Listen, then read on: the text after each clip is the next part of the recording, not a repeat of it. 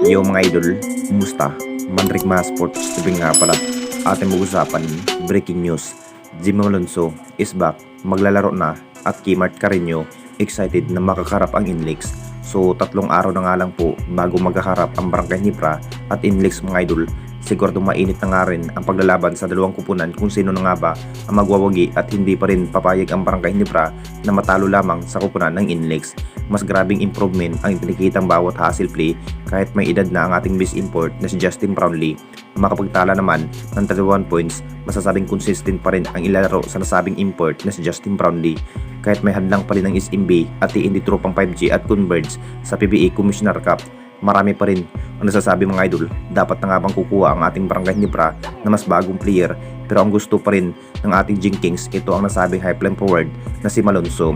Alam na natin lahat mga idol, isa pa rin si Malonzo sa mabibigyan ng magandang performance sa poder ng Barangay Nipra kung saan hindi pa rin nagbago ang kanyang mga laro. Kusang umalis si Malonzo dahil maikli na nga lang po ang kanyang makukuhang playing time kung bakit hindi pa rin sapat para magpakitang gila sa mata ng mga fans. At ayon pa rin sa mga source mga idol, kukunin na nga ba muli ang nasabing highline forward na si Jimmy Alonso ngayong season. Mas kinakailangan pa rin kahit hindi gaano makapagtala ng maraming may itala, masipag naman sa depensa kung bakit si RJ Abarrientos at Scotty lamang ang namukhang magdadala sa opensiba.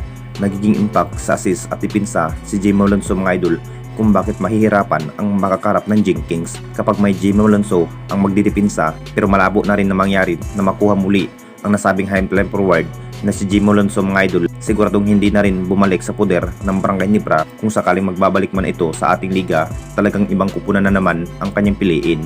At dito na naman tayo sa isa pa nating balita, Kimart Carreño excited na makakarap ang Inlex. Alam na natin lahat mga idol, masasabing matapos na punta ang nasabing big man na si Kimart Carreño mga idol, matapos binitawan si Bin Adamos, talagang ine-expect na nga rin ang lahat na magiging magandang ipinakitang laban itong si Kimart Carreño. Mas kinakailangan pa rin ang isang katulad ni Kimart Carreño na may tangkad na 6'8" sa bindiderya. Nakakajakpat na nga ba ang Jinkings sa pagkuha sa nasabing big man na si Kimart Carreño?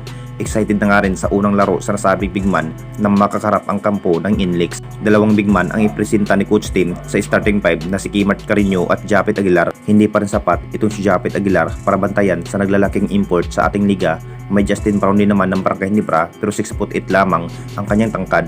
Talagang si Kimart Carreño na nga ba ang magiging starting 5? Kinakailangan pa rin ng isang big man ng Jinkings.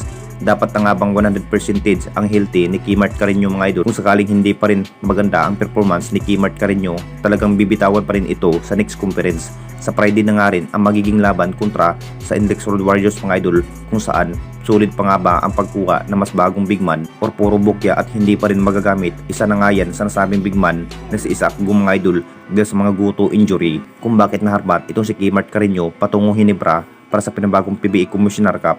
Anong masasabi ninyo mga idol tungkol sa ating video?